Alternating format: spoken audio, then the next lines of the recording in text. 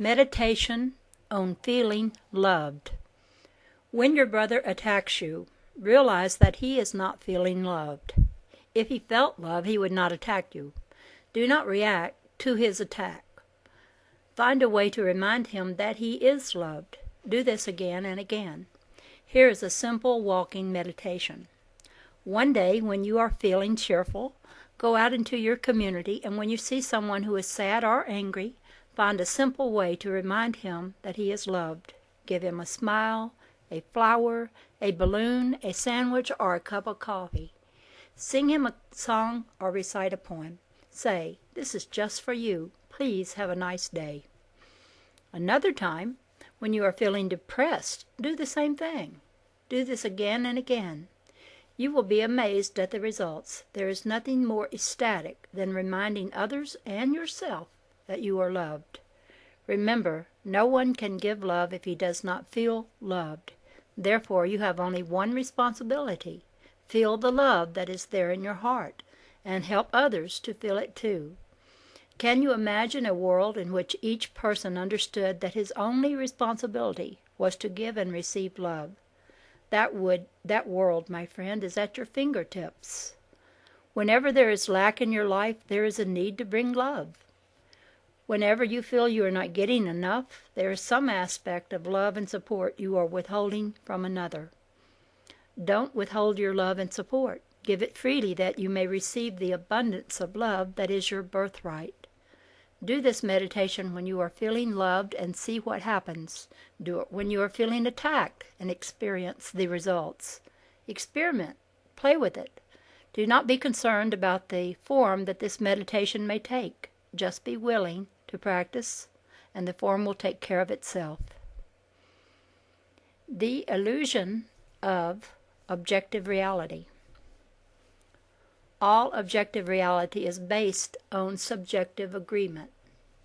Yet, explore this area of agreement rigorously, you will see that it is paper thin, like a flimsy membrane, draped over the world that you perceive.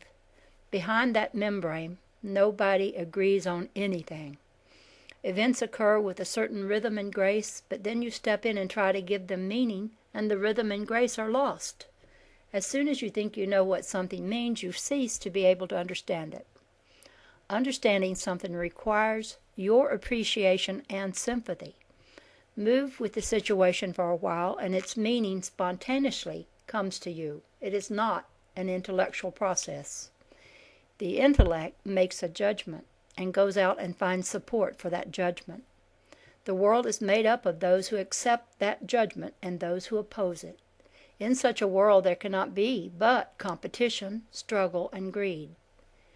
You do not ask what the world would be like if it were free of judgment, but that, my friend, is the only question worth asking. Are you asking that question now? Are you asking, what would my life be like right now if I were not judging it? Until you have separated external events from the judgments you have placed upon them, you cannot know what they mean. If you would know reality, you must take your judgments away from it and dwell with it simply and profoundly. This can be done with any situation in your life. Have you been just diagnosed with cancer? Well then, be with the cancer.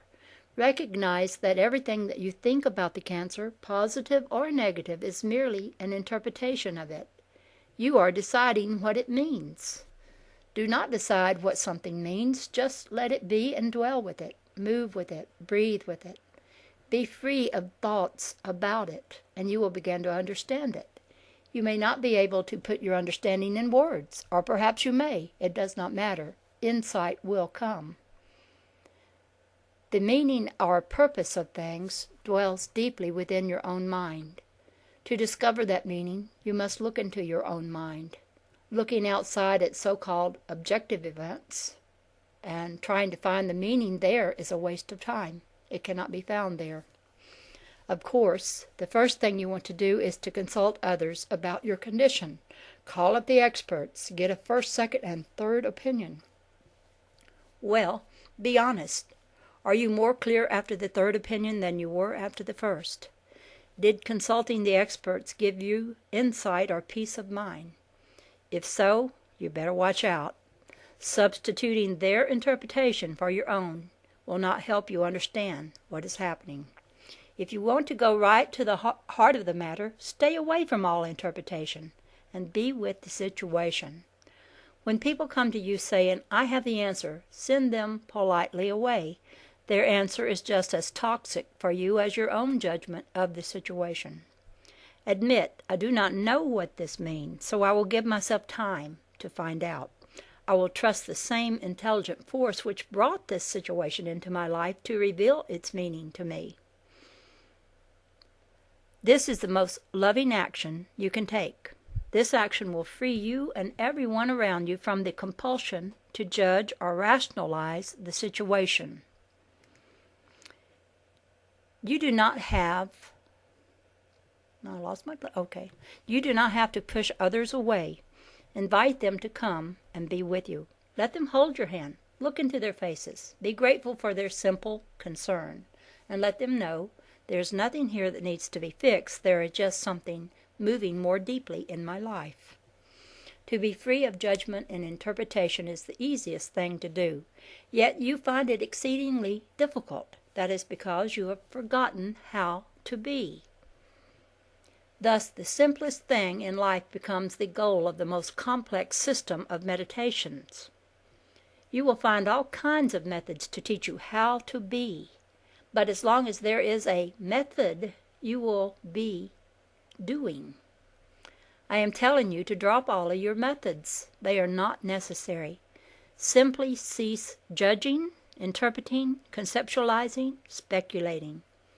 Let all that is not being fall away, and then being will flower of itself.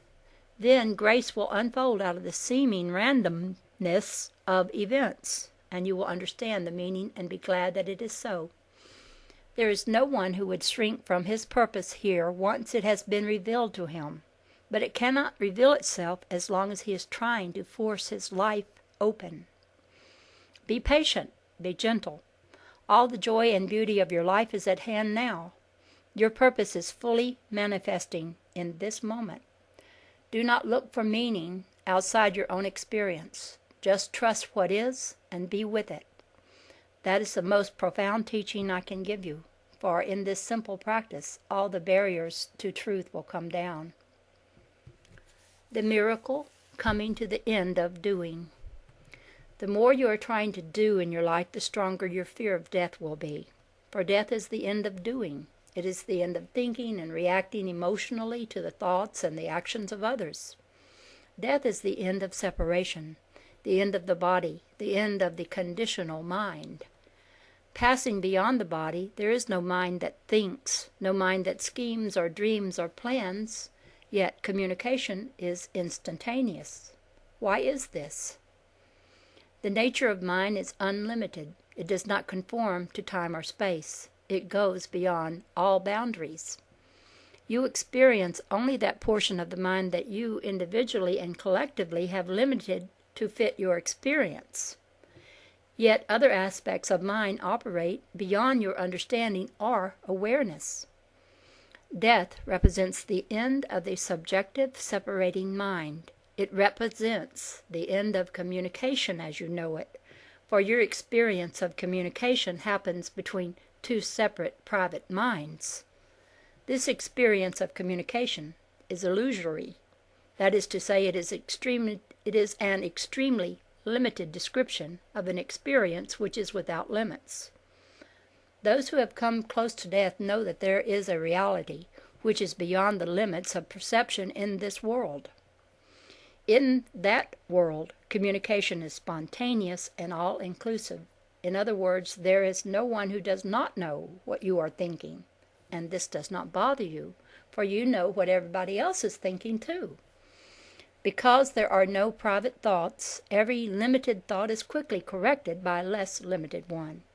Since your sense of self tends to be defined by thought, there is a sense that self is constantly expanding as thought itself expands beyond its limits.